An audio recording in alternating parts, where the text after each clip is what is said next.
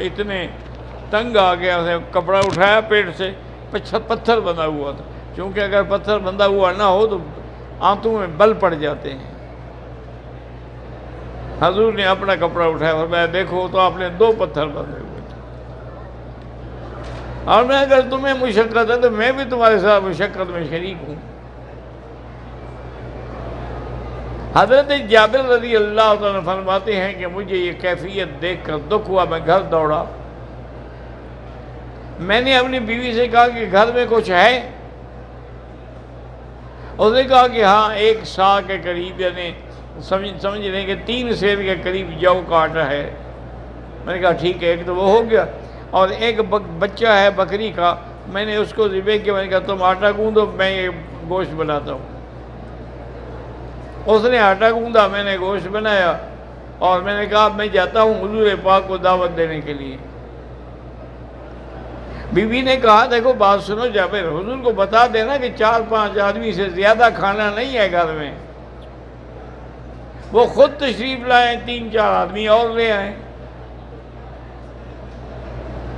حضور صلی اللہ علیہ وسلم کو حضرت جابر نے آ کے دعوت دی، اور یہ بھی بتا دیا کہ حضور ہمارے گھر میں 4-5 آدمی سے زیادہ کھانا نہیں ہے۔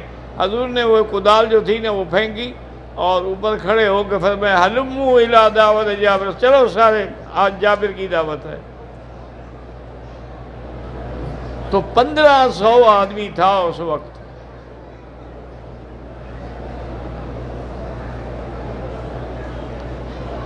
حضرت جابر کہتے ہیں کہ میں ڈر بھی گیا، گھبرا بھی گیا، اور جلدی سے گھر دوڑا۔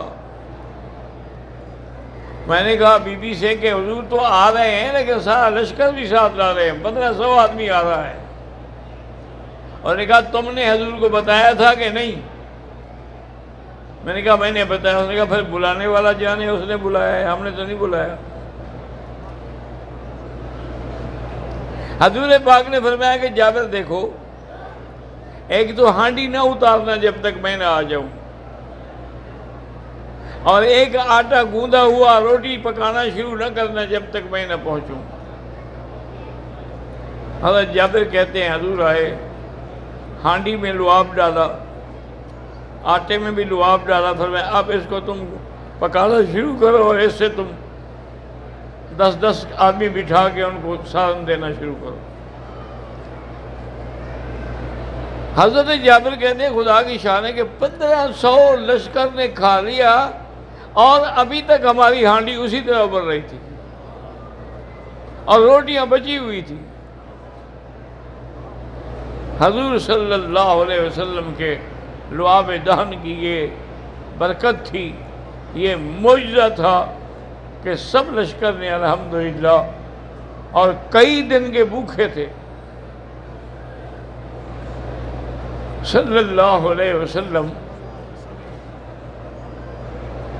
اسی طرح اور مشقت کی زندگی میں حضور نے ساری زندگی گزاری۔ الفقر فخری۔ بی بی ام سلیم فرماتی ہیں کہ حضور میرے گھر میں سوئے ہوئے تھے،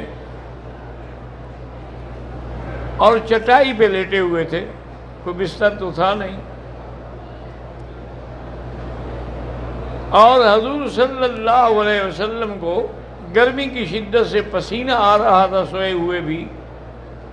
بی بی ام سلیم کہتی ہے کہ میں نے کپاس نکالی، اور آپ کے بدن پہ آہستہ آہستہ کپاس رکھی کہ نیند میں خلل نہ آئے، اور اس کو پھر ایک شیشی میں ڈالتی گئی۔ لیکن حضور کی آنکھ کھل گئی، اور ماذا تفعلین، کیا کر رہی ہے؟ انہوں نے کہا حضور بڑے لوگوں کی اولادیں جو ہیں وہ تو عید پہ عطر لگاتے ہیں، ہم غریبوں کے پاس کہاں پیسے ہیں کہ عطر لے آئیں، ہم آپ کا پسینہ لگاتے ہیں۔ لیکن اللہ کی قسم ہے کہ جہاں سے میری اولاد گزرتی ہے وہ حیران ہوتے ہیں کہ یہ خوشبو کس دکان سے ملتی ہے، یہ خوشبو تو ہم نے آج تک دیکھی ہی نہیں۔ اسی طرح ایک دن حضور صلی اللہ علیہ وسلم حرم مکہ میں بیٹھے ہوئے تھے،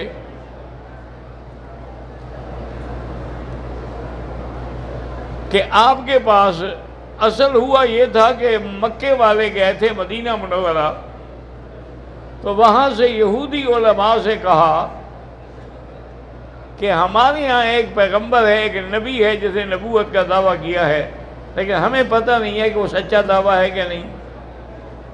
آپ ہمیں عالم لوگ ہیں، کتابیں پڑھے ہوئے ہیں، صاحب کا کتابوں کے عالم ہیں، آپ ہمیں کوئی ایسے سوال بتائیں جس سے ہم یہ فیصلہ کر لیں کہ سچا نبی ہے کہ نہیں۔ انہوں نے 3 سوال لکھ کے دیے اور ساتھ یہ بھی کہا کہ اگر حضور ان تینوں کے جواب دے دیں تو بھی نبی سچا نبی نہیں ہے، اور جواب نہ دے سکیں پھر بھی نبی نہیں ہے۔